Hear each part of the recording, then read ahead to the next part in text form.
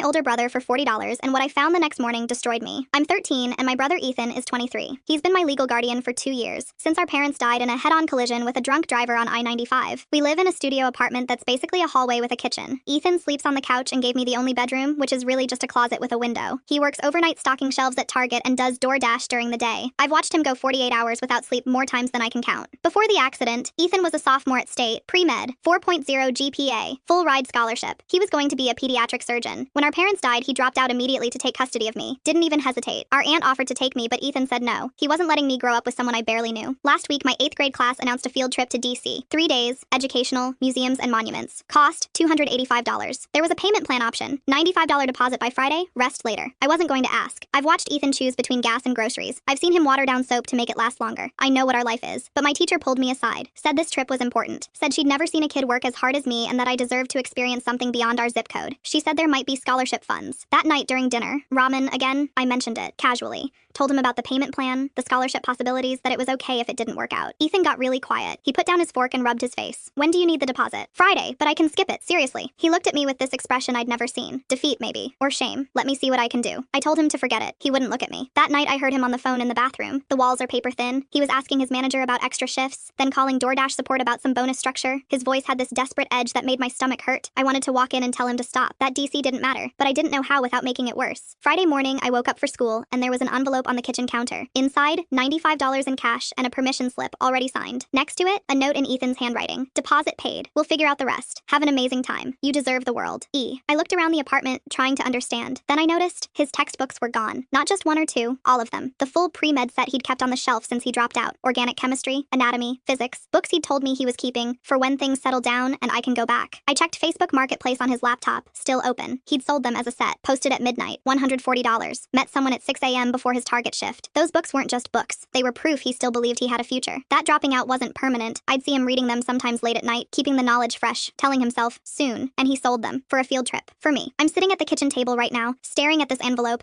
and I can't stop crying. My brother gave up medical school to raise me, and now he's selling the last evidence that he was ever going to be a doctor. I'm not going on this trip. I'm telling my teacher Monday that something came up. I'm taking this $95 and hiding it in my drawer, and I'm making a promise. I'm getting straight A's. I'm getting scholarships. I'm going to college, and when I do, I'm buying back every single one of those textbooks. I'm paying for Ethan to finish his degree. He put his life on pause for me. I'm going to unpause it. That's what this money means now. Not a field trip, a debt I'll spend my life repaying.